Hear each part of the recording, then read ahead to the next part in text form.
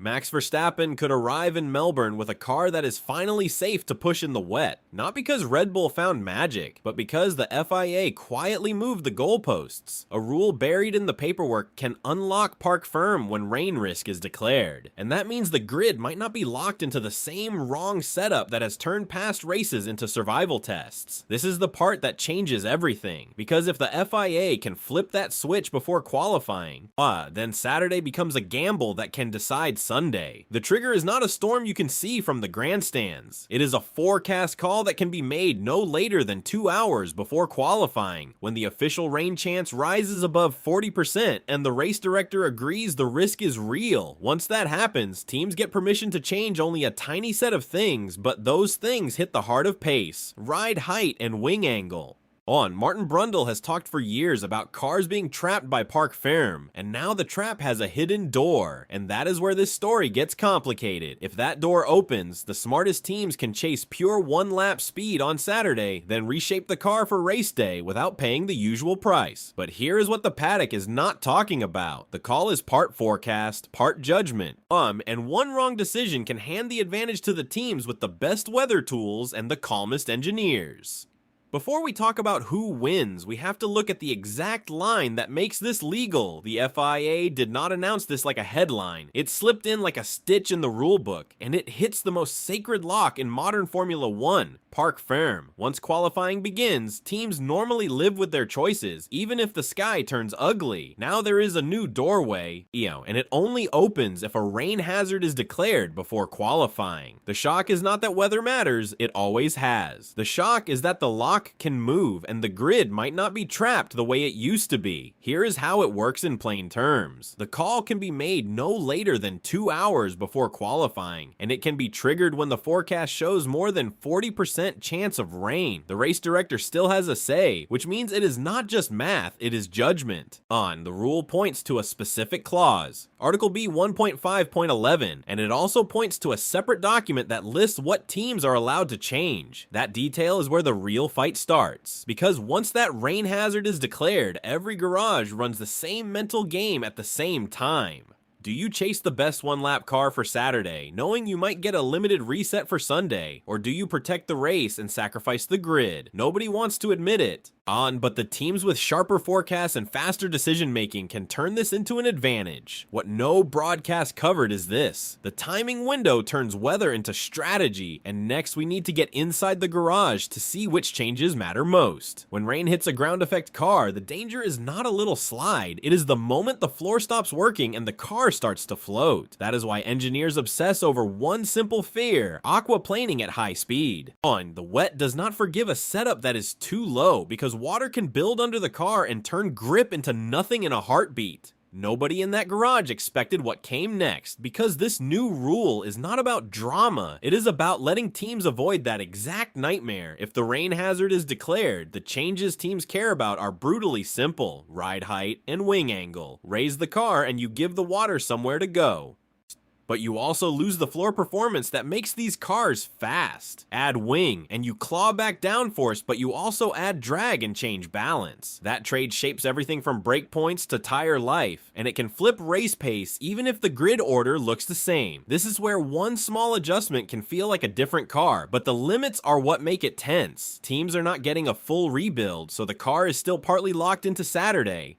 And that means some mistakes cannot be fixed. Springs and dampers stay where they are, and the deeper setup choices still live with the driver on race day. The data tells a completely different story, because this is not a free reset, it is a narrow escape hatch. Now the question becomes, who can predict the weather best and use this rule without tipping their hand? And that leads straight into how forecasting becomes a new weapon. Ferrari and McLaren are not scared of rain. They are scared of guessing wrong before qualifying and being stuck with it. This new clause changes the most ruthless part of the weekend, the moment teams normally lock themselves into one plan and pray the sky agrees. When a weather call can unlock a limited reset, the real battle moves into the hours before the cars even roll. The real story was never about the lap time. It was about who can see the weekend coming, and who is forced to react after the damage is done. The advantage is not just speed, it is how teams can split their thinking. One group can build a car that attacks qualifying, another can protect race pace, and both can keep a path open depending on what the forecast says at the deadline. That pushes power toward the teams with the best weather models, the fastest decision rooms, and the calmest pit wall. Christian Horner will call it smart preparation, Fred Vasseur will call it risk control, and the mid-pack will quietly worry about being outplayed before the race even starts. And that is where this story gets complicated. A judgment call can change the whole order, and the teams will fight to shape that call without ever saying it out loud. They can feed confidence to their drivers, keep rivals guessing, and time their public comments to bend the mood in the paddock. What no broadcast covered is this: weather intelligence is now a performance tool. And one circuit in particular turns that into pure pressure because it can go from heat to rain faster than the teams can breathe. Melbourne is next. Oscar Piastri knows Melbourne does not need a crash to punish you. It can do it with the sky alone. This place can feel calm on Friday, then turn cruel before Sunday, and the teams have lived through weekends where one guess locked them into trouble. The point is not that rain might happen, the point is how fast it can arrive and how little warning the track gives you once it starts. When the margins are this thin, one forecast decision can become the whole story. In this region, you can get extremes that sound unreal until you see the data. Reports of 100 millimeters in 6 hours are a reminder that conditions can swing hard and fast, even if the morning looks clean. Then you add the race weekend pattern that teams fear most: a hot qualifying day and a wet race day. All done like 32 degrees on Saturday and a different world on Sunday. The Bureau of Meteorology can show one picture. The circuit can deliver another, and that gap is where strategy breaks. That is why this rule does not just live on paper, it lives in the panic window before qualifying. Melbourne forces teams to commit while the sky is still changing, and it turns small choices into big consequences. One garage will feel brave, another will feel cautious. And both will believe they are right until the first drops hit the visor. Now zoom out, because Melbourne is only one example. There are several other weekends on the calendar that can trigger the same pressure. Max Verstappen does not need a title fight to feel the pressure. He just needs a calendar full of tracks where the weather flips the rules. This is not a rare emergency button. It can become a repeat story across the season. Think Spa, Silverstone, Interlagos, Suzuka, Austin, Montreal, Shanghai, Imola, and yes, even Melbourne again when the clouds roll back in. If the trigger is 1 in 3 weekends in a wild year, then the championship is not only about pace, it is about preparation.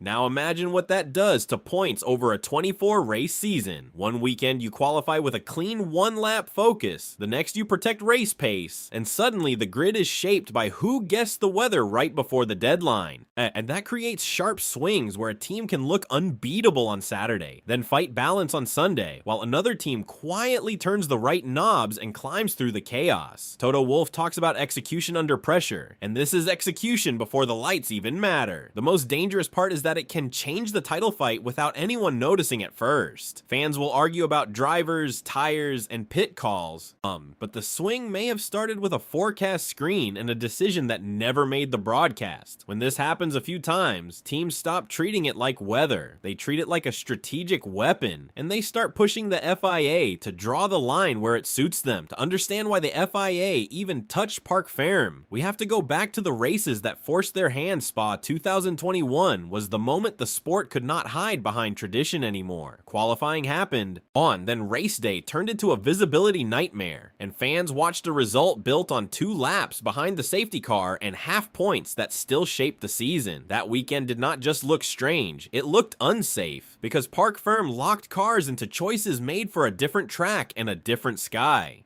The FIA can call it caution, teams can call it bad luck, but everyone saw the same warning Interlagos 2016 showed the other side of it. When the track was soaked and drivers were fighting for control at real speed. Cars were aquaplaning, Kimi Räikkönen crashed out, and the race felt like it could snap at any second. What Verstappen did next left his own engineers questioning their data, because he climbed from 16th to 3rd in conditions that punished every small mistake. That is exactly why this new rule is being sold as safety. It is meant to stop the grid from being trapped in a setup that turns bravery into a gamble. But the FIA also refused to turn Parc Ferme into an open workshop. Older wet allowances were small things like brake and cooling tweaks, and even now the big levers stay locked. Springs, dampers, deeper balance tools, and the changes that take hours to rebuild properly. That line matters because it keeps the weekend honest, while still giving teams a narrow escape when the forecast looks ugly. Now the final question is simple. Once that escape exists, who uses it cleanly, and who turns it into a weapon when the title fight gets tight? Max Verstappen, Ferrari, and McLaren might walk into Melbourne thinking the danger is rain, but the bigger danger is what happens when the FIA declares a rain hazard and the track stays dry. If that switch is pulled and the skies hold, the teams that chase pure qualifying trim suddenly keep their grid advantage with no real penalty. And that is how a safety rule turns into a points swing without a single overtake. The moment that call becomes a debate, every garage starts asking the same quiet question. Now flip it the other way. No declaration, then the rain lands hard. That is when the old problem comes back. Cars stuck with Saturday choices while Sunday turns into survival. A locked setup in standing water does not just slow you down, it forces drivers to tiptoe while others find grip and fly.